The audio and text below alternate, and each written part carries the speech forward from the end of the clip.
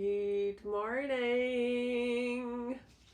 So, welcome everybody. So this is a first for us. I just came to me the other day that Stuart and I often have these good morning Erin, good morning Jill. Stuart and I often have these kitchen chats whereby I don't know, I speak about something that I've read, or we speak about something we've heard, and both of us are obviously coaches, and good morning. So I just thought the other day that, you know what, maybe these conversations are worth sharing, and it's quite good, I think, to get two different viewpoints. Good morning, Vanya. Two different viewpoints on things, coming from kind of different backgrounds, different thought processes. So for those of you who haven't met Stu, good morning. Do you want to say a bit about what you do? And obviously you're married to me, but what else do you do? Yeah, luckily. My background is 30 years in recruitment. I've owned a couple of companies. Dealt with many people over the years. The last sort of 4 or 5 years I've got involved in a bit more coaching people, coaching on careers, coaching on lifestyles, and coaching on helping people achieve their goals and dreams and objectives. So I think like when one of the reasons that I fell in love with Stu, obviously it wasn't his good looks. Thanks, appreciate that. Only joking. No, Stu is like an incredibly inspiring guy, and anyone who has come across him either in a work capacity or in a private capacity, you've got a lot of incredible wisdom to share, and I think that that's really valuable to be passed on. But the reason that kind of started this one was with the expectations and disappointments. Was I've been listening to Brené Brown's book. I can't actually remember which one it is. Dating. I can't actually remember. I'll share it in the comments after. And it came up. It was like about expectations and disappointments. And over the years, this is something that like has been probably the main cause of arguments. Frustrations, yes. Main cause of arguments for us as a couple, and it's something that I think, working through coaching, it's something that comes up for a lot of people. Do you agree with the people that you definitely coach, whereby we have these expectations of things and then they maybe don't turn out the way that you'd planned in your mind, and then we end up getting disappointment or upset or hurt or whatever. So as a couple, this is something, we've been married for 12 years now and together for 14? Together for 14 years, and as I say, this is something we've really had to work through as a couple, and I think that it's something that we can all kind of learn from today. So I was just going to read you a couple of these quotes. That this is what got our conversation started, or another kitchen conversation started the other day. So one that I came across was, expectations are resentments waiting to happen. Okay, I'll just read all three. Disappointment is unmet expectations. And the last one, resentment is like drinking poison and expecting it to kill your enemies. Okay, so like I don't know how many times I have like thought, oh gosh, well in my head this is what's about to happen, and Erin, as you're saying there, communication, not being a mind reader, like absolutely I haven't communicated what my expectation is, and then I leads to being really disappointed because my day hasn't gone to plan, and then I feel like really resentful because I'm like, well, that's not what I wanted to do. And but from a guy's perspective, like, you're so different. How do you see it? Well, I think that expectation is a pre-imposed disposition you put in yourself, and you've got in your own mind, but without us erring the same there, without explaining or communicating what you're looking as an outcome from your relationship, your conversation, your day, if it doesn't appear the way you expected it, then you've got a reaction to that. And that reaction is one where you wanted something to happen, or you thought it was going to happen, but really the other person had no idea what your plan was. You never discussed it, you didn't talk about it, you didn't have any idea exactly what you wanted from that situation, that conversation, that day, or so forth. So it is very much a very important factor, for you to get the most out of everything, is to have really good communication, is to have empathy as well with people. Mm-hmm. But I think, the more you meet, someone, you can also have the opposite true. You can try and gauge their expectations, but as men and women know that they're not exactly on the same planet. It's difficult. You can sometimes try and do something thinking that's what they're expecting, but they were expecting something totally different. So it goes the other way around. Asking people what exactly is it that you're looking for, or what exactly do you want. Mm-hmm. It's very straightforward, but I think a lot of people tend to think what they want to say and thought they said it. Good. I like that. So yeah, I always think in my head that he will know, based on experience, what my expectations are. But yeah, I haven't said it. Yeah. So I think a really good example of this was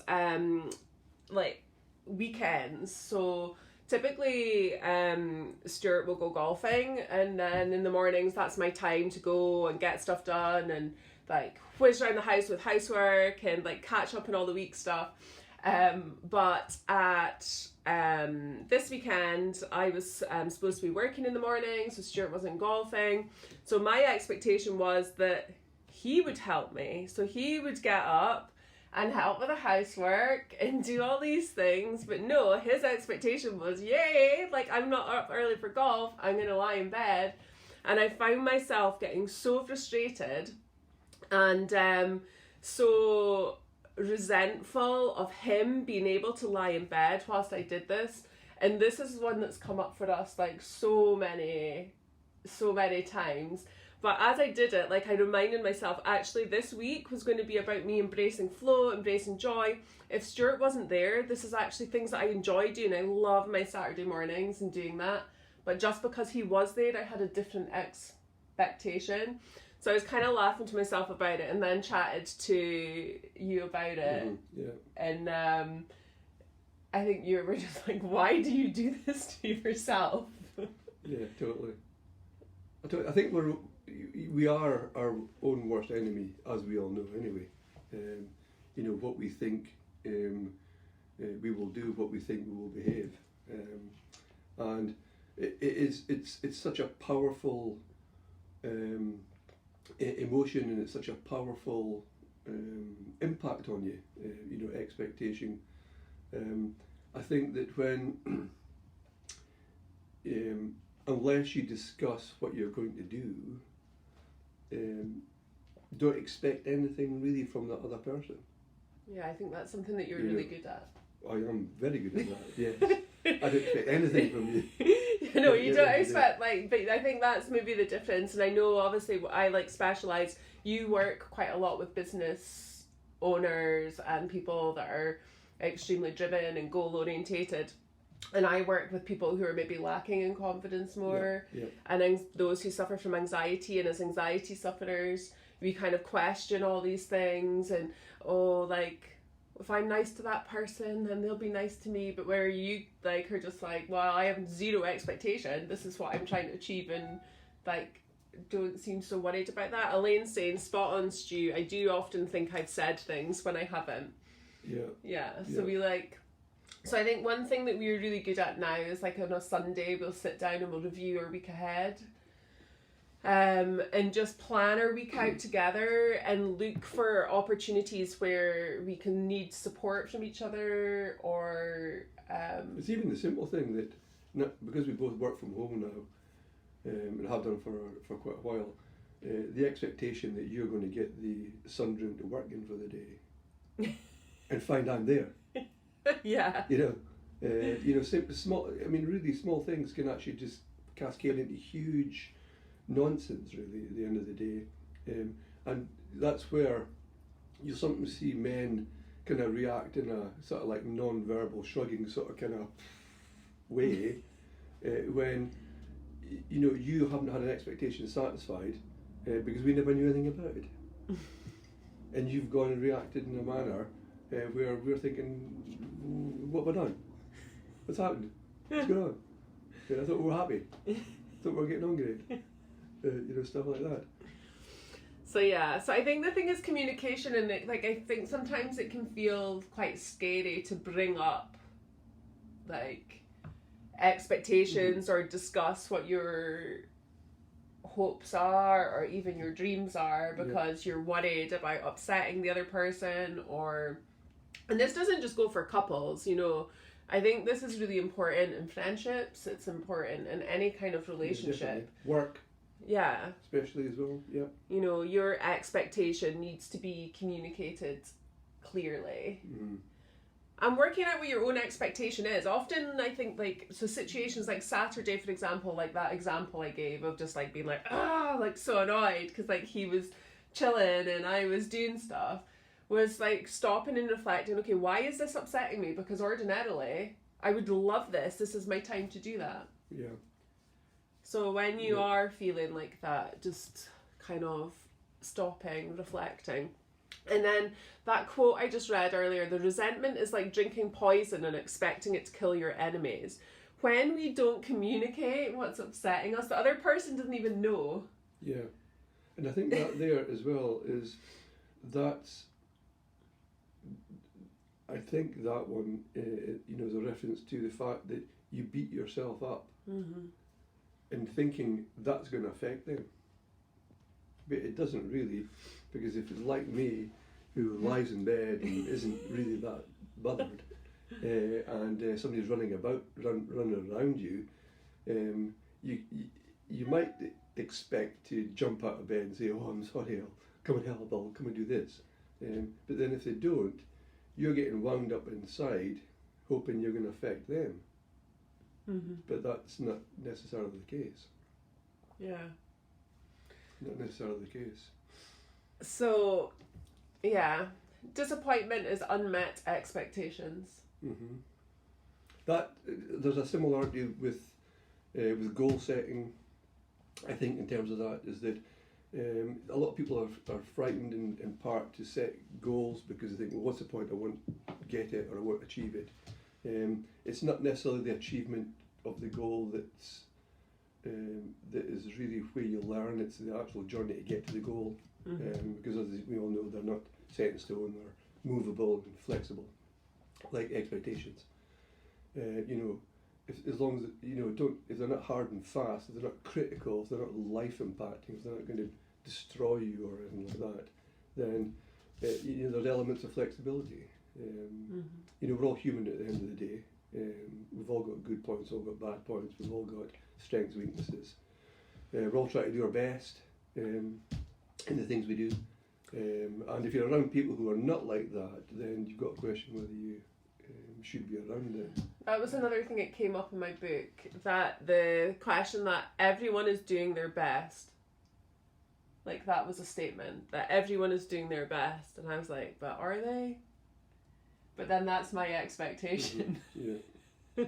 So, I don't know if you guys believe everyone is doing their best, but maybe everyone is doing their best. Everyone's doing the best with what they've got right now, the tools that they've got, the support that they've got, the mindset that they've got, I don't know, do you think everyone's doing their best? Well, I think that we tend to, you can always do better, You can always do better. You can learn more information, you can get more experience, so you can do something better the next time. But I think that it's how you're actually viewing things, I think. You know, for me, for example, the fear of losing for me, you know, because I'm a sports person as well, the fear of losing is overpowering to the joy of winning. So I'm relieved that I didn't lose something, as opposed to joyous because I won something. And that's been an inherent driver for me for years. You know, based on the background, but I recognise it. So then maybe that's something that you could get some coaching around. I could possibly get some coaching on that. Around enjoying the win, like appreciating the win, and that's something I work so much with my coaching clients, because like that is something that we as human beings, like as you said, we don't often do. We don't stop and pause and are like, like absolutely, like we do that now. We've created a dance. We'll maybe show you, but since this is our first live together, and the expectations, actually just touching expectations around the live stream, it's like, oh, will we practice it? Will we write down what we're going to say? Will we do? And I was like, no. No, we're just going to go live and just chat like we normally would. But going back to the expectation and the goal thing is that, or the disappointment is, a lot of people won't set goals necessarily because they might not achieve them, so therefore they themselves personally will disappoint themselves. But really what they learned in the journey towards it, you know, is a really learned you know, experience for them. So they have achieved something. It's maybe just that goal at the end of the day, you got 80% there. Hey, listen, had you not set, you maybe wouldn't have got anywhere near that. So 80% of the achievement of a goal is better than having no goal at all and not being able to recognise a learning or a development. Absolutely. I read something today, I can't remember what the stat is, but like if you write your goals down, you're like, can't remember, 42% or some kind of percentage more likely to achieve them. And that's because you know, like, you know what you're heading for. And I think like that's something that obviously drives both of us to have shared goals and own goals. Erin's wanting us to do a dance, but will we save it? It can only be seen in person. So do celebrate your achievements. But so we've spoken about resentment, we've spoken about expectations, or resentments waiting to happen, which I think like some of these sound really negative. Do you not think? Like, I think it's good to have positive expectations sometimes, especially, as I say, I work a lot with anxiety and have come from that kind of background where our expectations are like the worst case scenario of any kind of situation. You know, and like it takes quite a lot to reprogram and work with that, whereas, I don't know, your expectations are probably more like positive expectations, would you say? They are, but I think my expectations are lower, which doesn't mean they're any less valuable. It just means that I perhaps maybe don't put as much pressure on myself, you know, expecting something to happen. Because as we all know, we can only do what we can do in our lives. What other people do around about you is out with your control. So it's how you react to what people do around about you, determine, you know, whether you're resentful of, or you've got a resentment or something, but that's a self-imposed issue that you've actually put on yourself, that, you know, people around about you may not be aware of. You know, it's like being a prisoner to other people. That's you inflicting that on yourself as opposed to other people realising it. You're allowing that to happen. Do something about that. So working on yourself. Working on yourself. Because everything, you know, the world changes when you change, as we know. So you work in here, produce out there, and things round about you change. Or your expectations change. Of course, your expectations change, your resentments disappear. Your happiness increases. Your relationships improve. Your joy reappears. So I think we can like laugh now about like expectations and stuff. Like we went for couple counselling at one point in our lives. She needed counselling. Not Susie, but the counsellor. Shh, might watch this. Oh, sorry. But I'm new to this, by the way. So, yeah, and like I think we had different expectations of like what we thought it was going to be.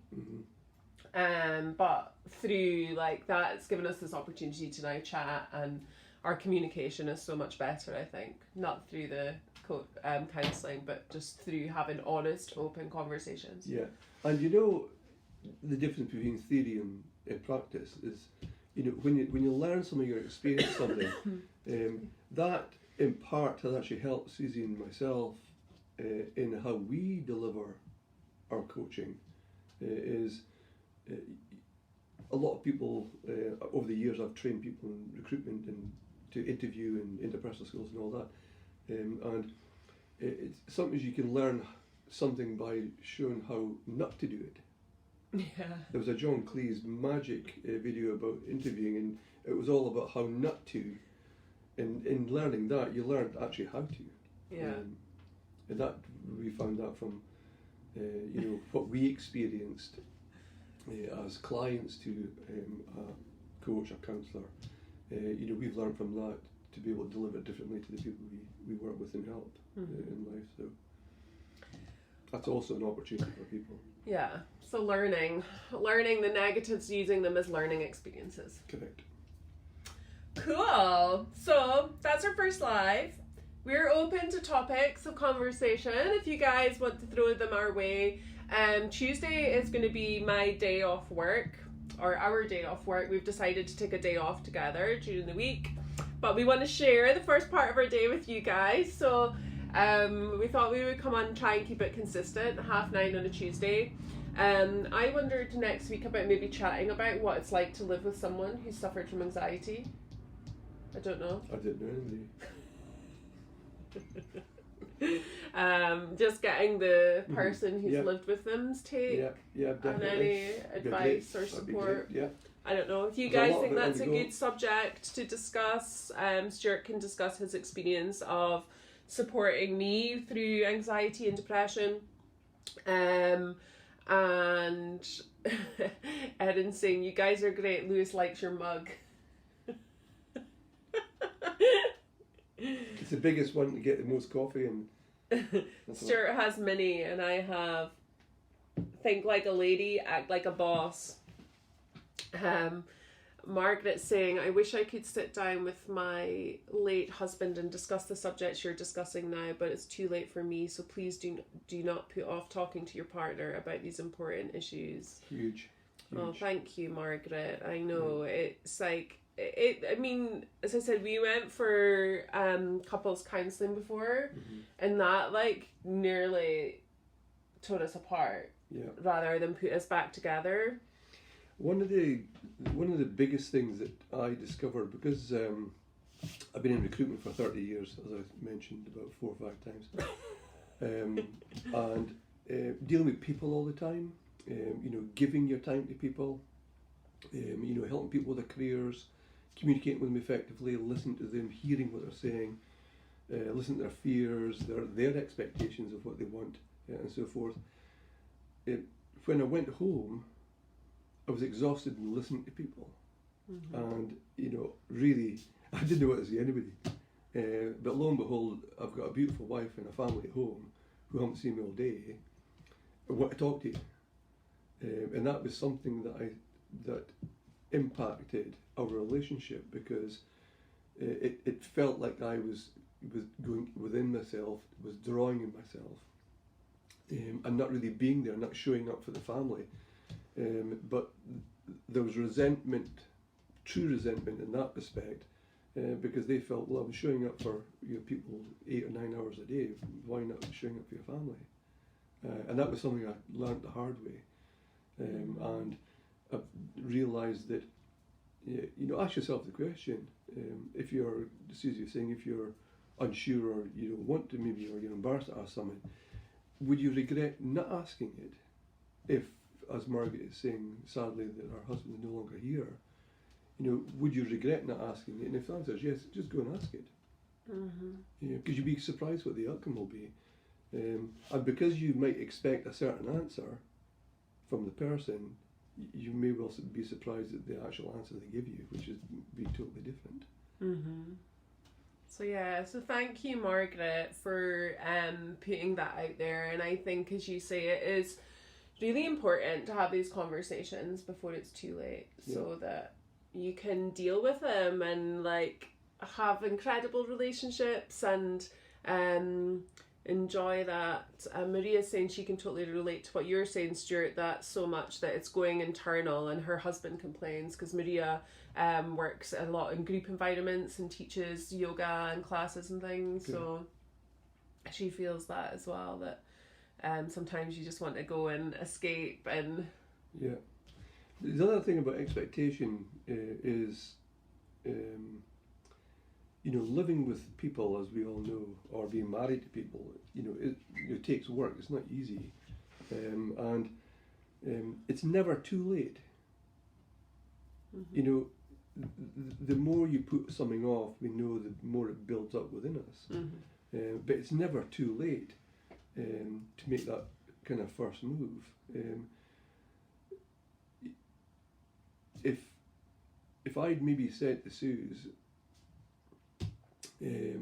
listen, when I've been at people all day, I've been interviewing all day, and I'm exhausted and all that, then her expectation of me might have been much less. But I just didn't bother speaking. I just closed up, which was crazy when you think that my job is all about communicating. It's all about listening to people's issues. It's about trying to help people redirect their careers. It's how to set goals. It's to train people to sell, all people stuff. But yet, when you walked over the threshold of the home, it was almost like, is that the kind of job you do? Which is really weird because, again, we're all human beings and we all treat each other differently. We treat ourselves differently and we expect things differently. But talking about and communicating and asking the questions, that will release any misdirected expectation that you may have of a certain outcome. Mm-hmm. I find, for sure. Awesome. Does anybody have any questions before we jump off? And then we'll come back next week and we'll talk anxiety and living with anxiety and living with depression. And do that there. Can't read this. Oh, here we go. Erin, work to home decompression. Taking that 20 minutes to yourself before joining the family makes a huge difference, especially now where most of us work from home. Absolutely, like trying to create that boundaries and trying to take that time to process, I think. Yeah. Because as you say, you're just like, there's not that clear divide. Like I know a lot of people when they're driving to work and driving home from work, that's like a real time for them to make that switch between work and home. Yeah. I mean, you'll know, you got that book about breathing. Mm-hmm. And I think that was, in a way, what Erin's referring to as well, is that getting your breathing and getting oxygen into your body and getting the blood circulating and getting freshened up, if you like, to the next communication situation, which is your other half or your kids or your family and stuff like that. Taking that time is absolutely, definitely spot on. Cool. Maria's saying she started waking up at 5 a.m. in December to January and she made that switch. It's that switch, Maria, as you know, like for everybody else, is just a decision away. Yeah. That's all it is. It's a decision away. Totally. The thing with make decisions, which is a different conversation, is that when you decide something, it means you close the door to lots of other things. Mm-hmm. And you've got to be committed to that. And that's what, obviously, you've been able to achieve there. And the thing with decisions is you can always change them. Of course you can. So. Of course you can. Amazing. So we are going to go and jump off and enjoy our Tuesday. Yes, indeed. Thank you very much. I've got some toast waiting, by the way. And we will look forward to catching up with you next week. But if anybody has anything they want us to discuss, chuck it in a message, drop me an email, send us a message, and we'll chat through and look forward to connecting with you guys next week. No problem at all. And I'll save this video, and on Instagram I'll try and work out how to save that as well for those of you who can't watch the live, because I know it only stays on Insta for like 24 hours, I think. So cool. Right. So have a great day. Thank you for joining us, and we will see you next time. So let me have a look.